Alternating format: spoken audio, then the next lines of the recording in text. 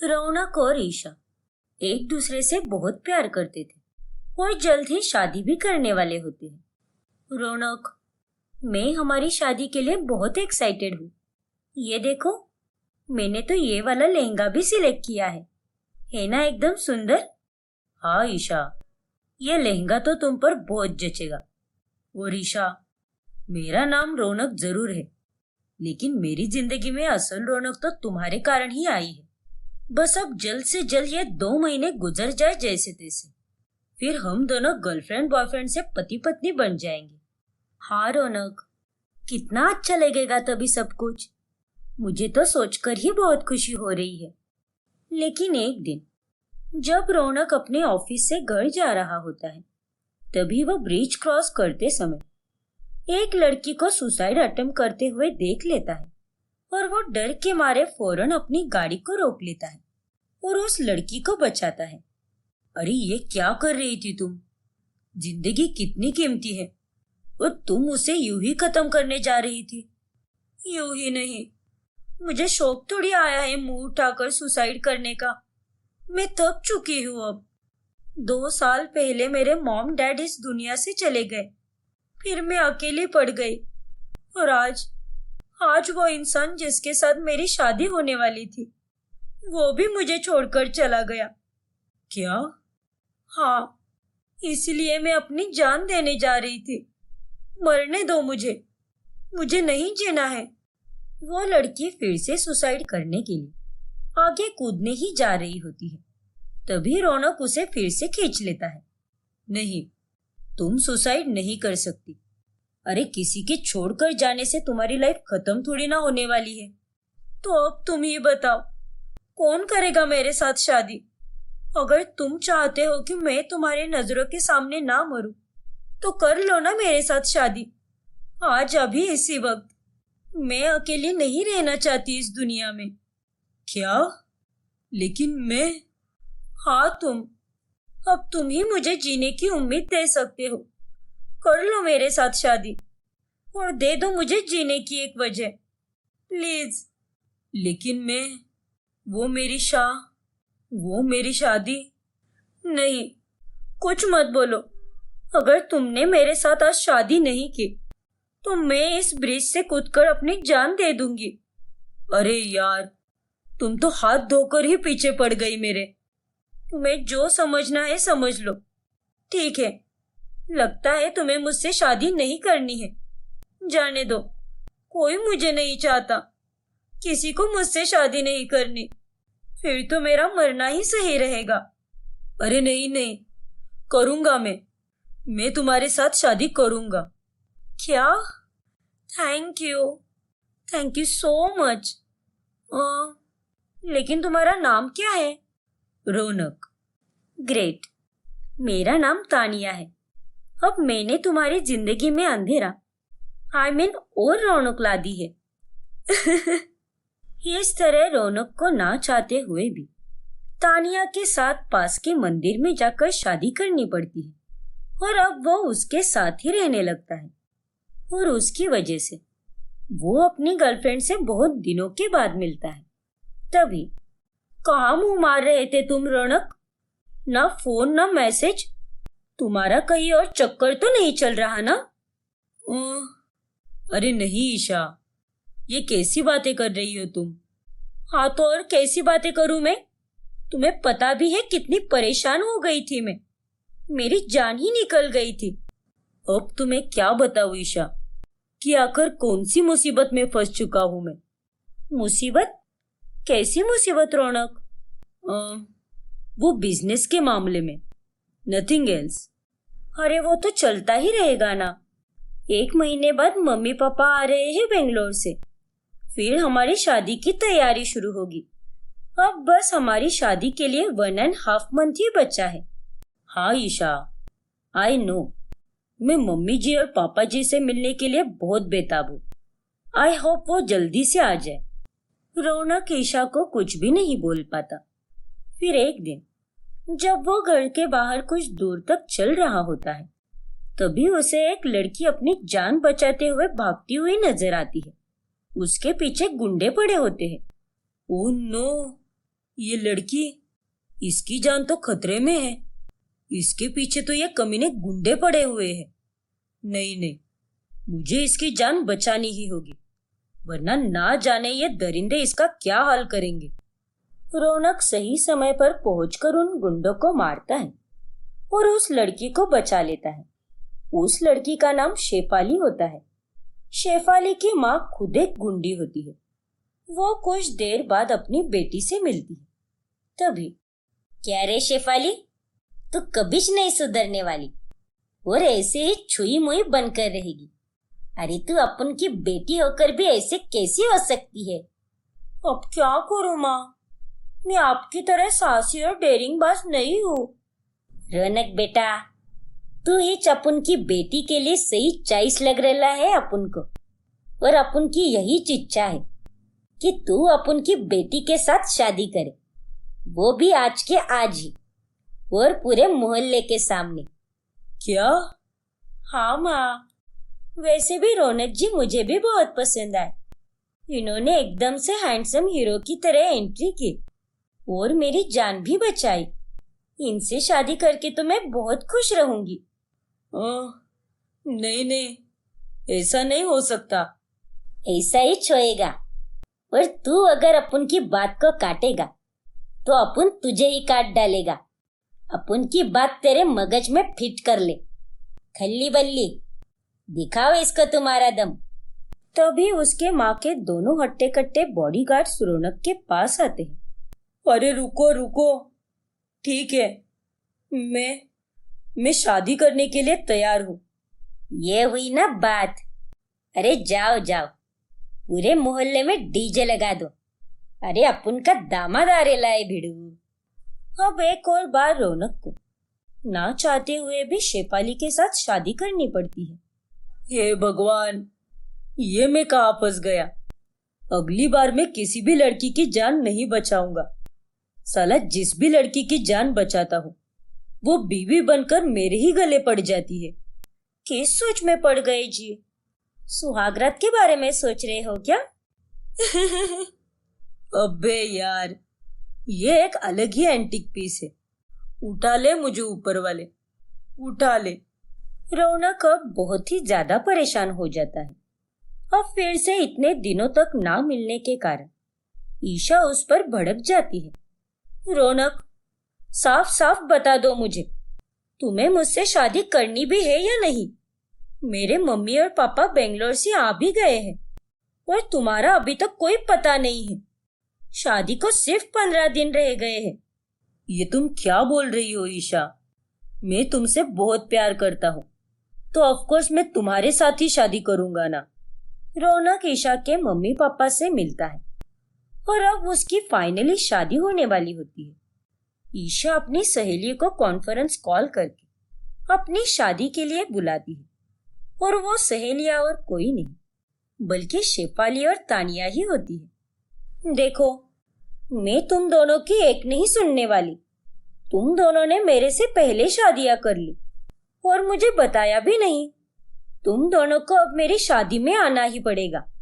हाँ बाबा, आएंगे ना, जरूर आएंगे, और अपने पतियों को भी साथ लेकर आएंगे।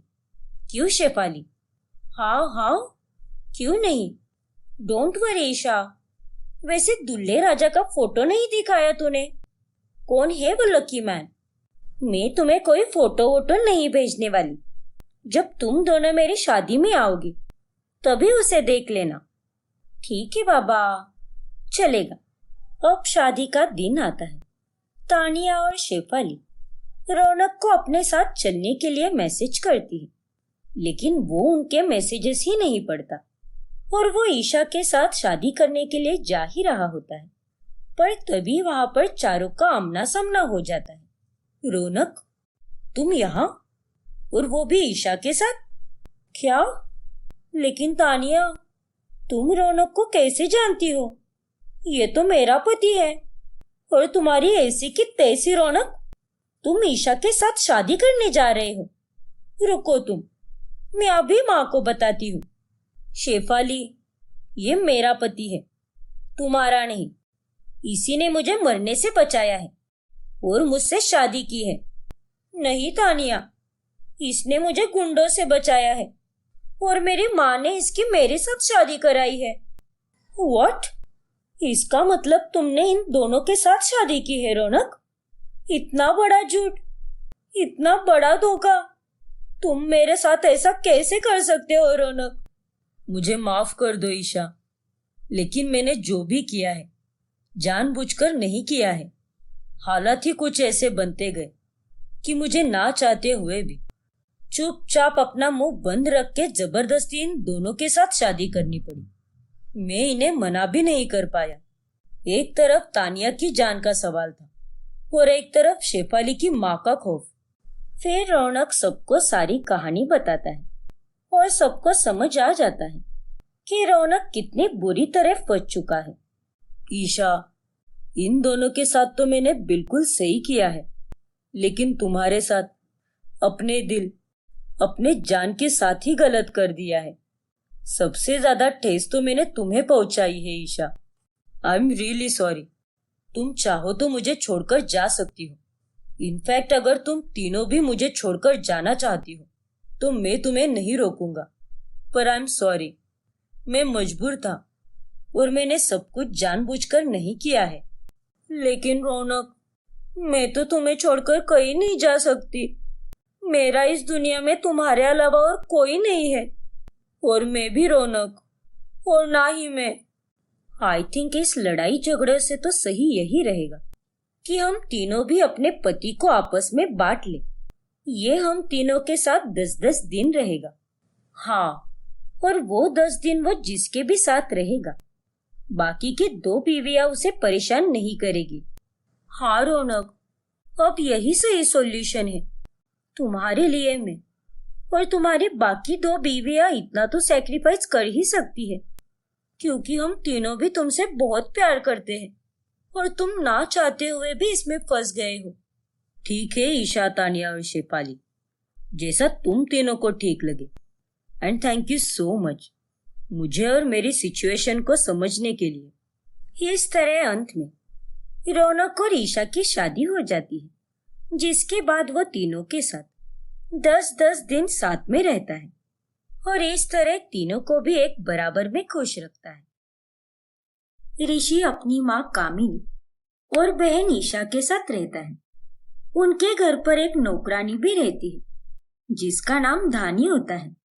एक रात जब ऋषि काम से लेट घर पर आता है तभी, अरे धानी, तुम अभी तक क्यों जग रही हो? रात के 1 बज रहे हैं और तुमने खाना खाया या नहीं? साहब, वो आपको तो पता ही है ना कि घर में सबका खाना होने के बाद ही बचा हुआ खाना खाती हूँ, तो इसीलिए आपकी राह देख रही थी। आप खाना खाइए, उसके बाद ही मैं खाना खा पाऊंगी। ओफो, तुम भी ना धानी, ऐसा भी कोई करता है क्या भला? अरे तुम इस घर की नौकरानी नहीं बल्कि एक सदस्य हो और आज के बाद तुम बचा हुआ खाना नहीं खाओगी, तुम भी हमारे साथ ही खाना खाओगी। लेकिन साहब, वो चुप रहो, चलो आओ, हम दोनों साथ में खाना खाते हैं। और हाँ, कल से मेरे खाने का इंतजार मत करना। अब देखो तुम्हारी आंखों में कितनी नींद भरी हुई है, तुम सो जाया करो, ठीक है? ठीक है साहब। फिर ऋषि और धानी उस रात साथ में खाना खाते हैं और ढेर सारी बातें भी करते हैं। उन दोनों के बीच नजदीकियां बढ़ने लगती है और धीरे धीरे उन्हें एक दूसरे से प्यार होने लगता है। फिर एक रोज जब धानी का जन्मदिन होता है तभी उसे उसके पुराने फोन पर उसकी एक गांव की सहेली का कॉल आता है। अरे धनिया, कैसी है? जन्मदिन की ढेर सारी शुभकामनाएं। शुक्रिया लाली, मैं एकदम बढ़िया हूँ। तू बता, कैसी है तू? और तेरे घर पर सब कैसे हैं? घर पर तो सभी लोग एकदम लल्लन टाप है। और जन्मदिन का क्या प्लान है आज? कुछ स्पेशल है कि नहीं? कहा लाली, यहाँ मैं मौज करने थोड़ी आई हूँ। अरे यहाँ तो मैं काम करती हूँ, एक घर में नौकरानी हूँ, और यहाँ पर मैं जन्मदिन कैसे मनाऊंगी? ओफो, कोई बात नहीं। तू जब यहाँ गांव में आएगी ना, तब हम सब बहुत ही मौज करेंगे। बहुत मजा आएगा, ठीक है?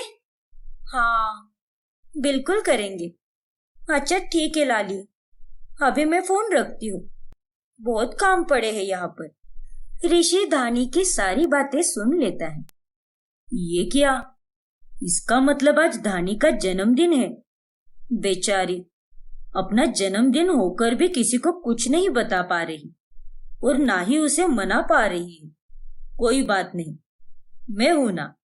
मैं आज उसे जन्मदिन का सरप्राइज भी दूंगा और साथ ही उससे दिल की बात भी करूंगा। फिर शाम में धानी बाजार में सब्जी और बाकी का छोटा मोटा सामान लेने निकलती है। तभी ऋषि उसे फोन करके एक रेस्टोरेंट में बुलाता है, जहां उसने उसके लिए एक केक और छोटा सा डेकोरेशन प्लान किया होता है। साहब, ये सब क्या है? दानी, जन्मदिन मुबारक हो।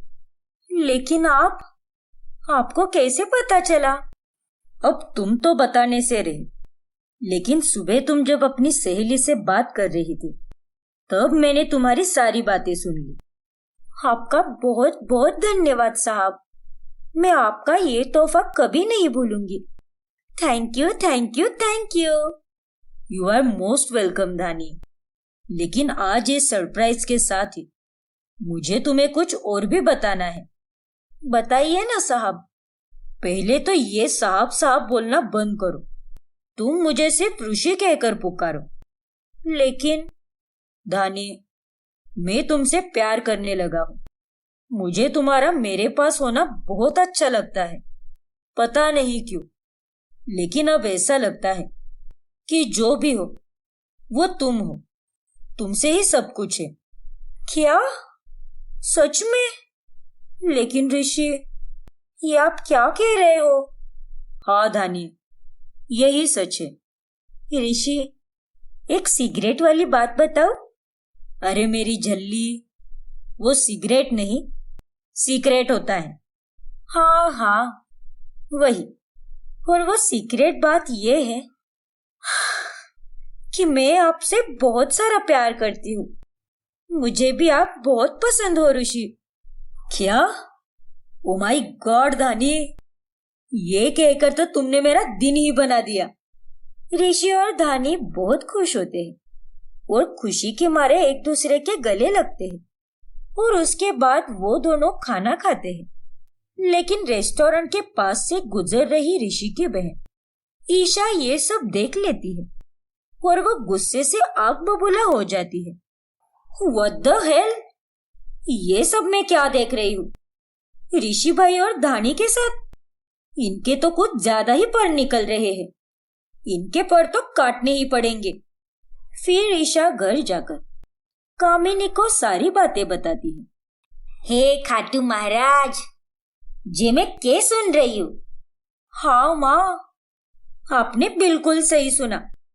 आपका लाडला बेटा हाथ से निकलते जा रहा है। इससे पहले कि कुछ गलत हो, आप भाई की शादी करा दो।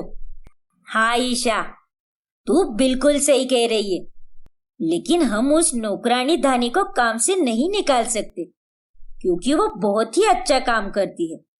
उसके जैसी नौकरानी हमें कहीं नहीं मिलेगी। लेकिन अब इस ऋषि की बहू लाने का वक्त आ गया है। हाँ माँ, आप एक काम कीजिए, पंडित जी को फोन लगाइए और भाई के लिए बढ़िया से बढ़िया रिश्ते देखिए। हाँ लाडो, तू चिंता मत कर। खाटू महाराज की कृपा से हमारे घर में अच्छी ही बहू आएगी। फिर कामिनी और ईशा दोनों लड़की ढूंढने लगती है और उन्हें एक बहुत ही सुंदर और अच्छे घराने की लड़की पसंद आती है, जिसका नाम गुंजन होता है। फिर ईशा जानबूझकर गुंजन की तस्वीर धानी को दिखाने जाती है। ये देखो धानी, भाई की होने वाली बीवी गुंजन। क्या? हाँ, है ना एकदम सुंदर? अरे ये बहुत पढ़ी लिखी है और तो और हमसे भी ज्यादा अमीर है। सोशल मीडिया पर इसके पूरे 50,000 फॉलोअर्स है। हाँ, बहुत अच्छी है ईशा मैम साहब। मेरे ऋषि और उसकी जोड़ी तो एकदम राधा किशन की जोड़ी लगेगी। ये सब सुनकर धानी काफी टूट जाती है।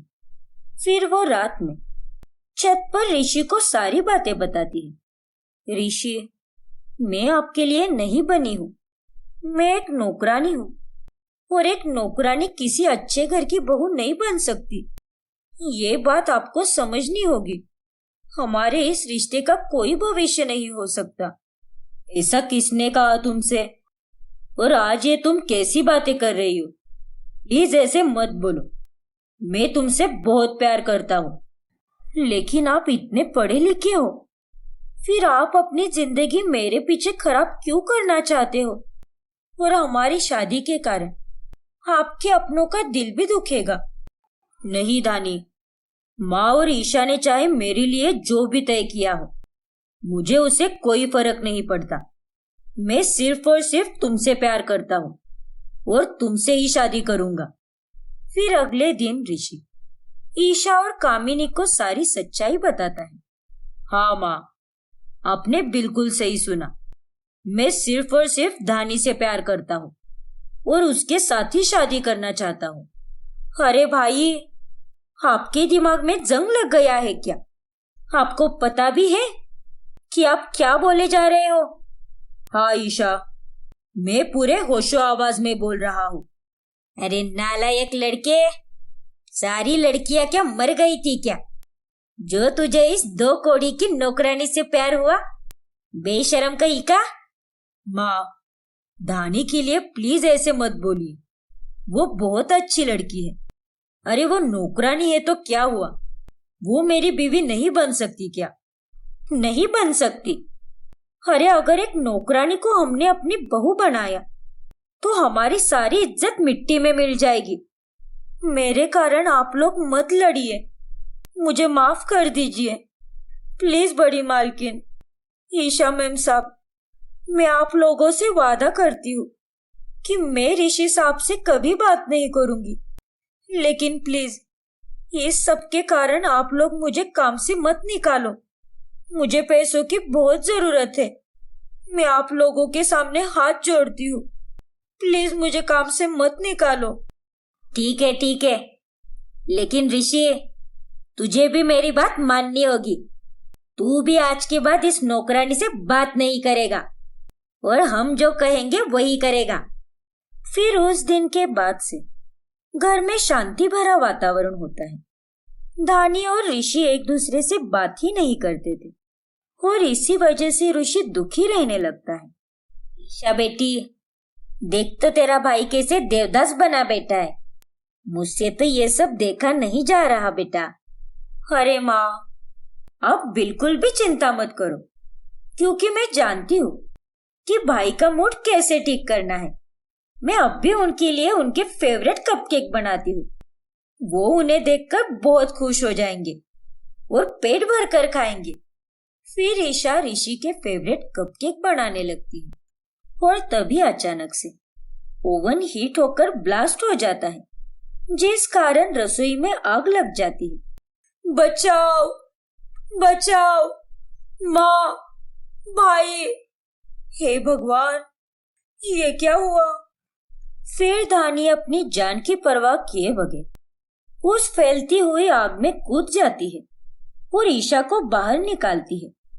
धानी के हाथ और पांव पर काफी जलन वाली चोटें आ जाती है। थैंक यू सो मच धानी, तुम्हारे कारण ही मैं आज सही सलामत बैठी हूँ, क्योंकि तुमने अपनी जान की परवाह किए बगैर मेरी जान बचाई। खुद जली लेकिन मुझे जलने से बचाया। धानी, मुझे माफ कर दो। हमने तुम्हारे साथ बहुत गलत किया है, तुम्हें बहुत भला बुरा कहा, लेकिन आज यकीन हो गया कि तुम कितनी अच्छी और गुणी हो। और मेरे बेटे के लिए तुझसे बेहतर लड़की और कोई नहीं मिल सकती, क्योंकि तू तो हीरा है, हीरा। तेरी हैसियत के चक्कर में हमने कभी तेरे हीरे जैसे दिल को देखा ही नहीं। लेकिन अब इस घर में शहनाई और ढोल नगाड़े बजेंगे, क्योंकि मेरे भाई की शादी है। उनकी बातें सुनकर धानी और ऋषि की आंखों में खुशी के आंसू आ जाते हैं और फिर उन दोनों की धूम धड़ाके से शादी होती है और नौकरानी धानी उस घर की बहुरानी बन जाती है। रूही की शादी अंकुश से होती है। रूही एक मॉडर्न और बेबाक किस्म की लड़की होती है। अंकुश की माँ को इस दुनिया से गुजरे हुए कई साल बीत चुके थे और अब उसके पिता हरीश ने एक मॉडर्न और जवान लड़की से शादी की होती है और उसका नाम बेला होता है। घर में दादी सास मालती भी होती है। अरे ओ मेरी दोनों निकम्मी बहुओं, एक है मेरी बहू और एक है पोता बहू, लेकिन दोनों की भी अकल उनके घुटने में ही है।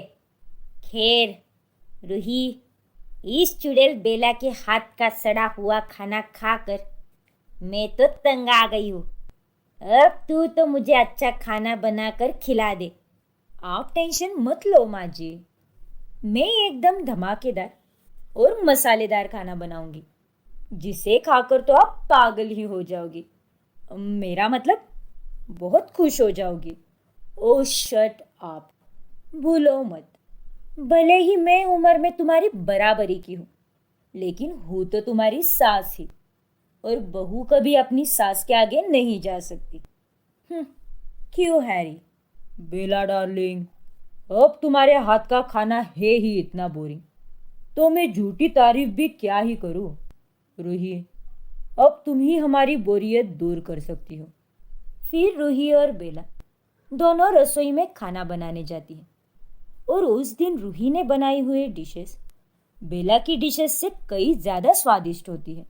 वाह वाह वाह, मेरी पोता बहू, तूने तो कमाल ही कर दिया। अरे सीख कुछ अपनी बहू से बेला का केला। बस बोल बच्चन करने से ही खाना नहीं बनता। घर के सभी लोग रूही के खाने की तारीफ करते हैं और ये देख बेला को बहुत जलन महसूस होती है। रूही की बच्ची, तेरी बैंड तो अब मैं बजाऊंगी, वो भी एकदम अच्छे से। Just wait and watch. फिर बेला अगले दिन रूही की बनाई हुई चाय में ढेर सारी नमक और मीठे रेड कपकेक्स में ढेर सारी मिर्च पाउडर मिलाती है। अब देखना, जब सब लोग रूही के हाथ की बनी हुई ये नमकीन चाय और तीखे कपकेक्स खाएंगे, तब आएगा असली मज़ा, क्योंकि तब जाकर होगा एंटरटेनमेंट, एंटरटेनमेंट और एंटरटेनमेंट। अरे मेरी प्यारी माँ जी, आपको रसोई में खड़े खड़े दौरे पड़ रहे हैं क्या? या फिर किसी सर्कस वाली चुड़ैल की आत्मा घुस गई है आपके अंदर, जो आप इतना हंसी जा रही हो? तुमसे मतलब मैं हंसू, रोऊ, गाऊं, नाचूं या ठुमका लगाऊं, तुम्हें क्या? फिर बेला वहां से मुंह बनाते हुए चली जाती है। तभी फर्श पर गिरे तेल से उसका पैर फिसल जाता है और वो धड़ाम से अपने बम पर गिर जाती है। मर गई रे, टुकड़े टुकड़े हो गए मेरे बम के तो। माँ जी, हंस ले जितना हंसना है ब्लडी मेरी की चचेरी बहन, क्योंकि आज तो तेरी शामत आने वाली है ब्रेकफास्ट के दौरान। जब रूही सबके लिए नाश्ता लेकर जाती है, तभी नमकीन चाय और तीखे कपकेक्स खाकर सबके मुंह में जलन होने लगती है और सभी लोग ताता थैया करने लगते हैं, सिवाय बेला और रूही के। नहीं, ये इतना तीखा कपकेक क्या तुम्हारी अम्मा ने बनाया था क्या रूही बहू? हाय हाय हाय, हाँ मर गई मैं तो, कोई पानी दे दे रे भगवान। अरे नहीं, ये क्या हो रहा है सबको? रूही उन तीनों को झट से पानी देती है, जिससे उन्हें राहत मिलती है। रूही को तीनों से खूब खरी खोटी सुननी पड़ती है और ये सब होते देख बेला के कलेजे को बड़ी ठंडक मिलती है। अरे कल मुही करम जली चिमकांडी, सिलबट्टे की शक्ल वाली बंदरिया कहीं की, आंखों में क्या धूल चली गई है क्या तेरे, जो तूने चीनी की जगह नमक और लाल कलर की जगह लाल मिर्च मिला दी? बेवकूफ, नॉनसेंस कहीं की। सॉरी दादी माँ, अगली बार ऐसा नहीं होगा, पक्का प्रॉमिस। रूही रात को बहुत सोचती है और तभी उसके दिमाग की बत्ती जलती है। अरे, ये बात तो मैंने सोची ही नहीं। सबने वो तीखे कपकेक्स खाकर ताता तैया किया, लेकिन एक मेरी सास यानी वो बेला डायन ही थी जिसे कुछ नहीं हुआ। इसका मतलब ये सारी काली करतूत उस कलमुही बेला की ही है। रूही अब सारा माजरा समझ जाती है और वो अब बेला पर 24 घंटे नजर रखती है। एक दिन जब रूही सो जाती है तभी बेला गैस पर कुकर रखकर कहीं बाहर चली जाती है। अब देखना, जब कुकर फटकर धमाका होगा तब सारा इल्जाम बेचारी मेरी बहू रानी पर ही जाएगा। मुझे क्या, मैं तो बाहर हूँ। लो चली मैं अपने घर पर आग लगा के, लो चली मैं, टिंग डिंग टिंग डिंग डिंग डिंग। कुछ ही देर में कुकर फट जाता है और तभी सारा इल्जाम रूही पर आ जाता है। ये सब क्या है रूही बहू, तुमने ही ये कुकर गैस पर चढ़ाया था ना?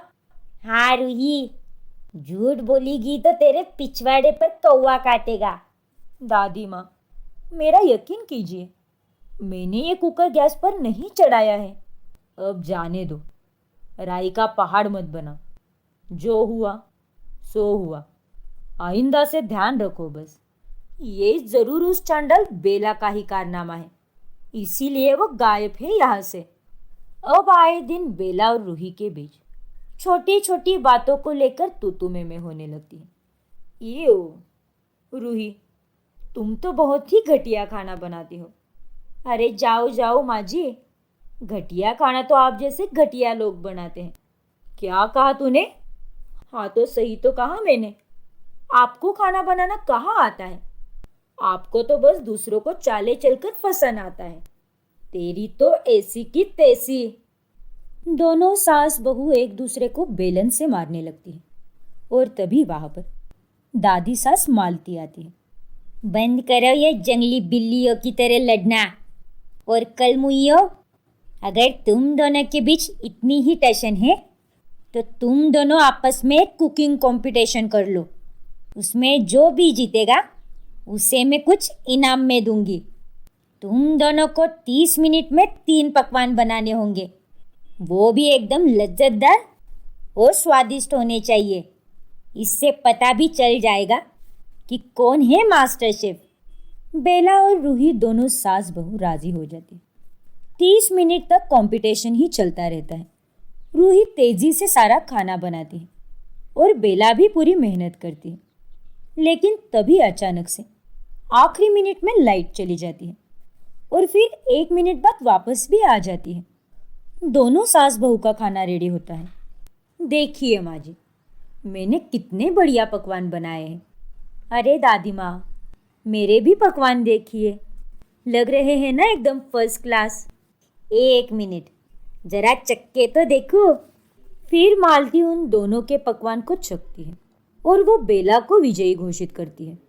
बेला बहू, तू ही है इस कंपटीशन की विजेता, और जीतने वाली को जो मैं देने वाली थी वो है जिम्मेदारी।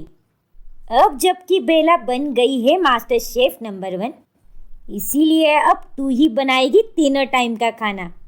और पोता बहू रूही, तू एक बार भी रसोई में कदम नहीं रखेगी, समझी? ठीक है दादी माँ। क्या? ये आप क्या कह रही है माँ जी? हाँ तो तूने जब इतना स्वादिष्ट खाना बनाया है तो तुझे ही दूंगी ना रसोई की सारी जिम्मेदारी। नहीं माँ जी, ये मैंने नहीं बनाए हैं। वो लास्ट मिनट पर लाइट गई थी ना, वो लाइट्स डिलीवरी बॉय ने ही बंद की थी ताकि मैं उससे खाना ले सकूं। ये खाना होटल से मंगवाया हुआ है माँ जी। वो सब मुझे पता है, तूने बस इतना ही नहीं किया, साथ ही तूने रूही को भी कितनी मुश्किलों में डाला है। सब पता चल गया है मुझे। अब तुझे अपनी सारी गलतियों की सज़ा तो मिलकर ही रहेगी और अब से सारा खाना तू ही बनाएगी। अरे नहीं, मैं तो अपने ही खोदे हुए गड्ढे में धड़ाम से गिर गई।